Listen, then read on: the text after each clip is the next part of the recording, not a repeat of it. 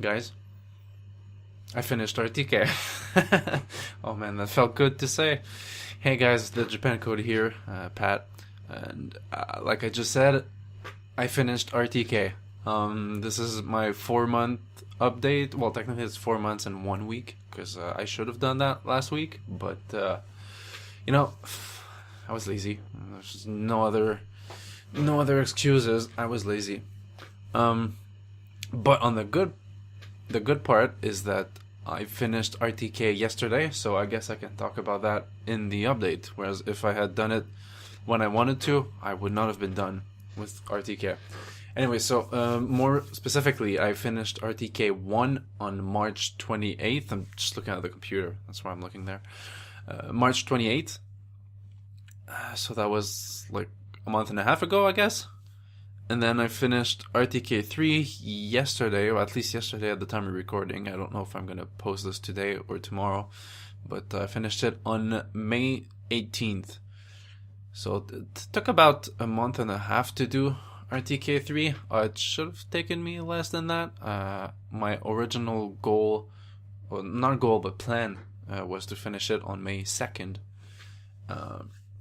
So that's like a 16 day difference there, which it's not even because like I was lazy and didn't want to do kanji on certain days. It wasn't actually for that. It was because, well, as I think I mentioned in the previous video, my sleep has been troublesome, and the past 2 months have been worse, or at least the first month of that 2-month period.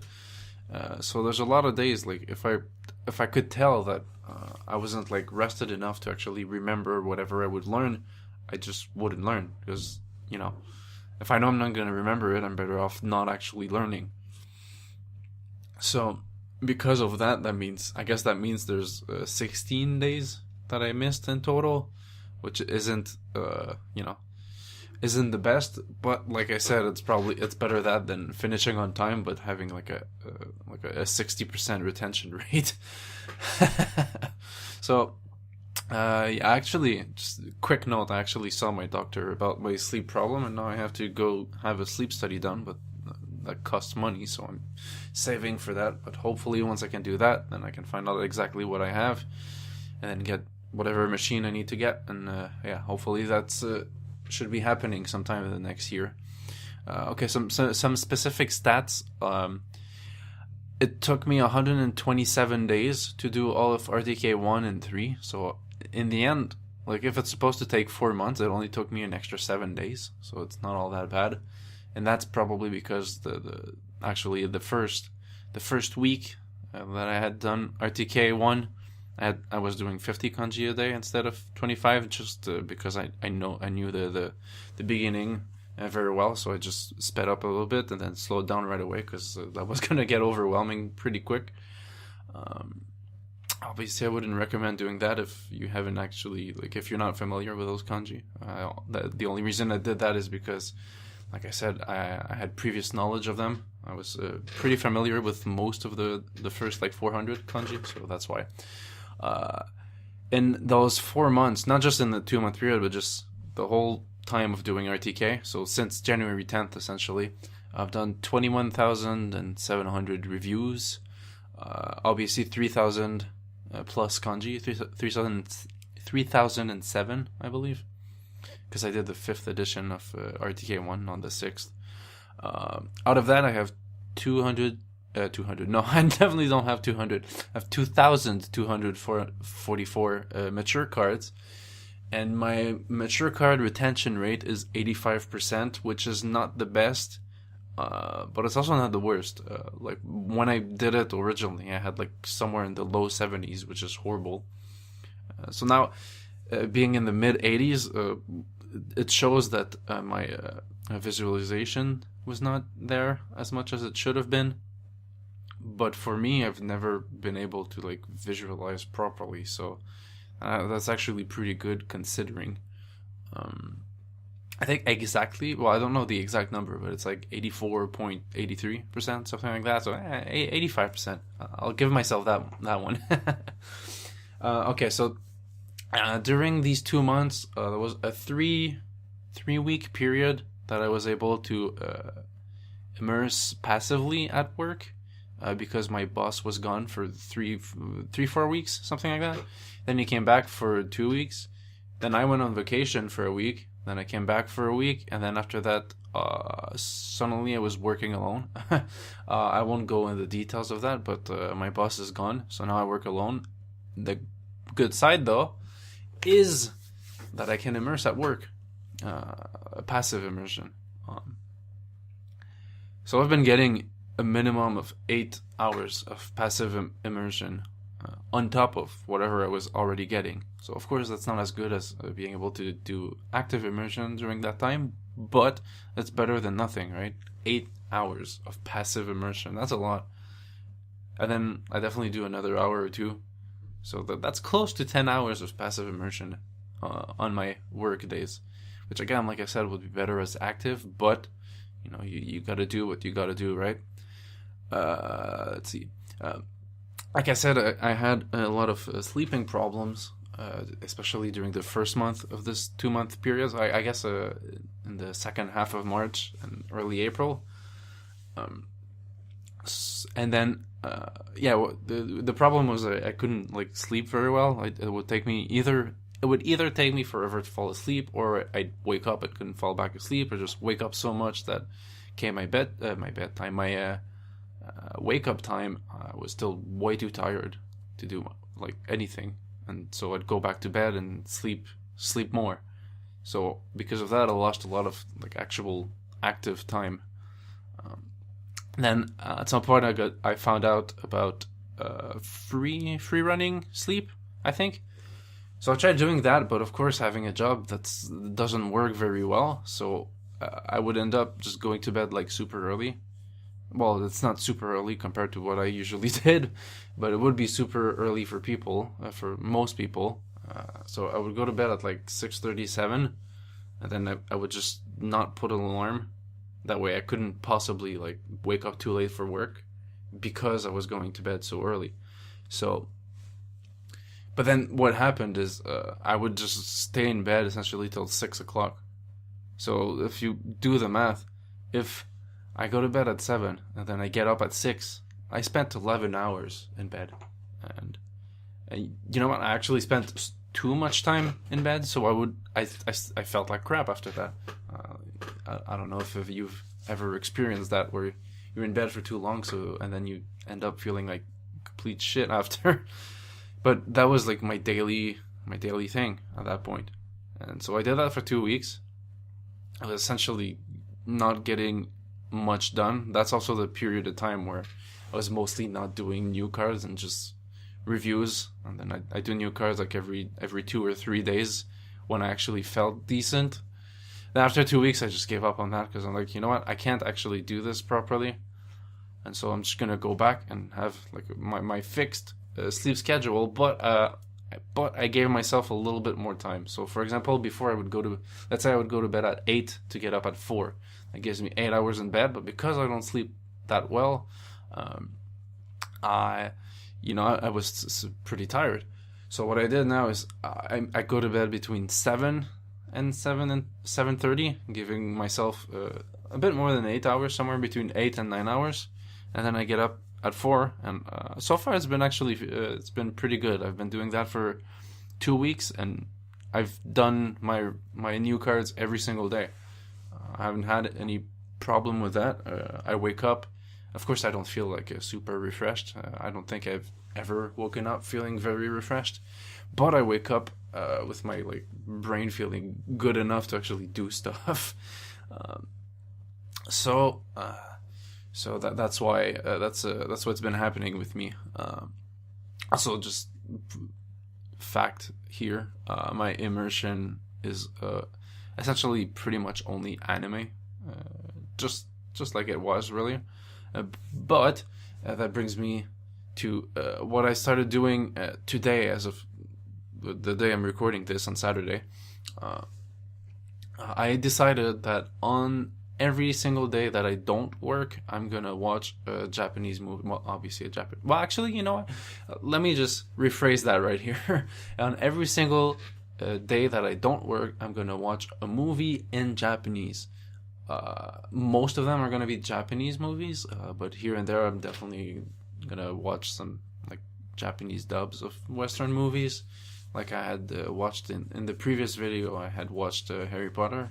I know I want to watch Lord of the Rings and Hobbits. And then there's also stuff I want to watch that I've never actually watched, like, don't kill me, but Star Wars. I've never watched Star Wars. So I might want to watch that in Japanese. I actually have the Japanese dub of it, like I've downloaded it somewhere. But the main focus, though, is going to be to watch actual Japanese movies. And there's, well, two reasons for that. One is just to obviously diversify my immersion a bit, especially now that I'm getting into sentences. Actually, I guess it doesn't really matter, but I just want to get some more like sources of immersion. And the other point is just for cultural knowledge. Like I said, I haven't watched Star Wars. I'm going to use that as an example. And at least here in North America, if you haven't watched like Star Wars, then you're kind of the odd one out, right? And so by watching a lot of Japanese movies, it should fill in a little bit of my cultural knowledge, at least as far as movies goes. So I guess it's for two reasons. It's both for fun, obviously, to enjoy it, and then to indirectly learn from it. So yeah, while I'm talking about the future, I might as well talk about what I'm going to do next. Obviously, the next step is to do the basic grammar through Take Him's guide. So what I'm going to do starting tomorrow on May 20th, I'm going to be going through Take Him's guide, reading it, and taking whatever example sentence there is and making SRS cards out of it. I don't really know how many I'm going to do. I think I'm going to experiment with a suggestion that I believe both Matt and Nuke Marine mentioned. And that's to go more by time than by like actual card number. Like instead of being like, okay, I'm gonna do like 20 cards every day, I might be like, I'm gonna take an hour and a half of Anki time. So I do my reviews, and then whatever time I have left in the hour and a half, I can go and make new cards, and then it's gonna balance out over time. Let's say I do reviews one day, it takes me an hour, then I have half an hour to do new cards, and I do a bunch of new cards. And the next day the reviews take longer, and it takes me like an hour and 20 minutes, for example. Then I only have 10 minutes to add new cards, and then it should balance out to the right amount. I say an hour and a half. I don't actually know how long the reviews take me to do, because I never actually paid attention. I just know that I'd start around 5 a.m. and that with the new cards I'd usually be done anywhere between 6:50 and 7:10. So I guess as a whole it took maybe around 2 hours, but that was with kanji. So I had to take the time to try to create the stories and visualize and blah blah blah. With sentences, it should take less time, I would think. Of course, I could be wrong, and that's just from my point of view here. I guess I'll find out quick enough, but. So I guess I'm gonna try and see that. I say an hour and a half. I'll start with that, and if I see that's not enough at all, I'll switch up to 2 hours. So yeah, I don't know how long that's gonna take. I think it's an hour, not an hour, a month to a month and a half, I guess, depending on the speed I go. And then after that, of course, I'm gonna finally be able to get to sentence mining. From watching anime or drama or movies, reading manga at first, and then light novels and blah blah blah. So I'm looking forward to that. But for now, I'm just gonna enjoy my time using Take Him and just learning basic stuff. Also, something I just did is as per there's someone in the Matt's Discord called Michi. I think it was Michi. Who what he did was he took his papers that he or writes kanji on when doing reviews and learning new kanji, and he stuck them to his wall and essentially made a kanji wall that way. And at first, I was like, oh, that's really cool. I would like to do that, but like when I'd write something wrong, or like I'd realize halfway through that I was writing the wrong thing, I'd just like scribble over it and then go to the next square. So I was like, it's not gonna look very good if I put them up, blah blah blah. Then someone else actually did it, and then I was like, you know what, fuck it, I'm gonna do it. And then I did it, and I'm glad I did it.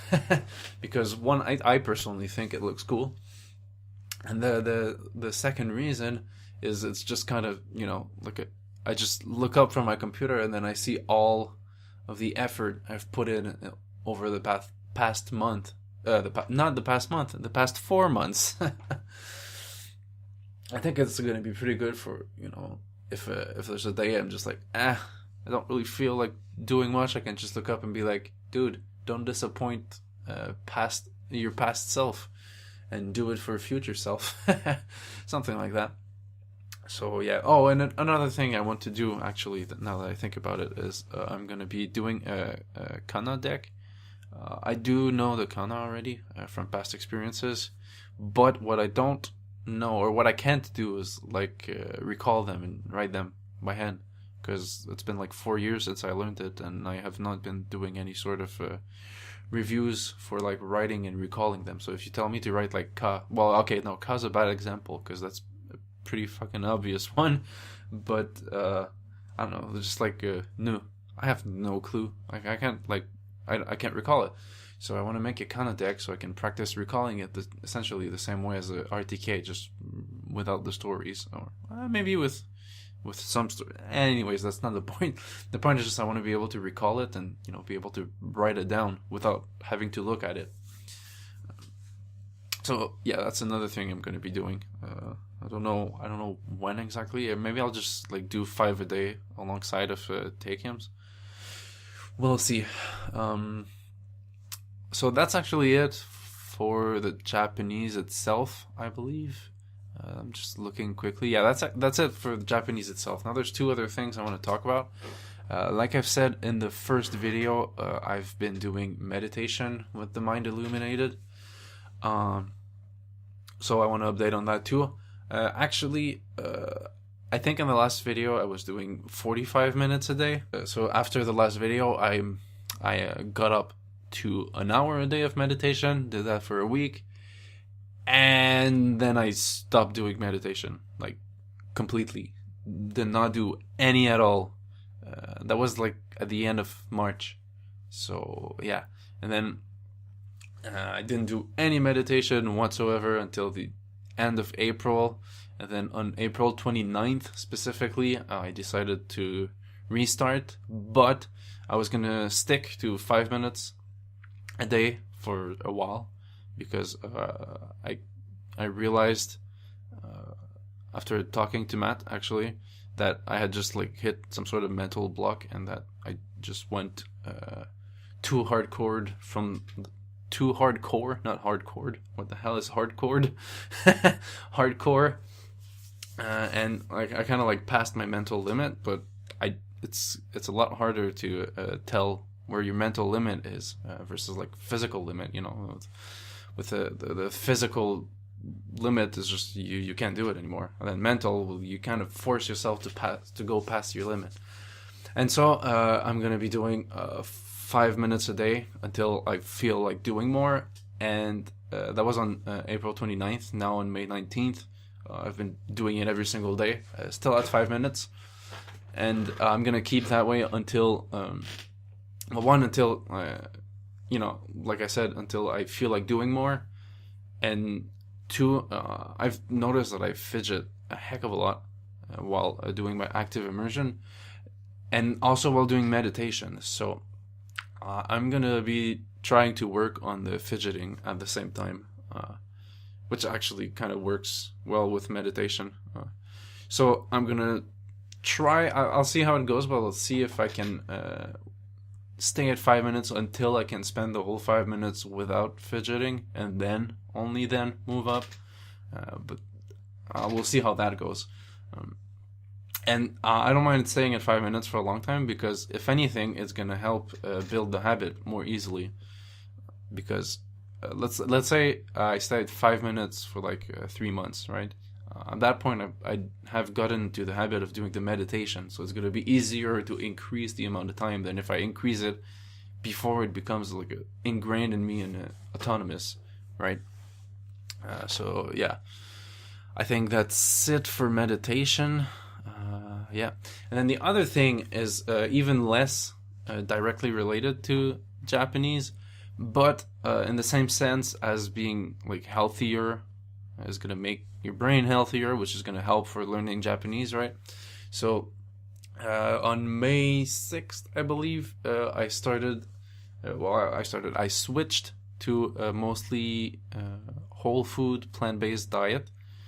I'm not actually here like to try like to argue it. Like you do you, just let me do me.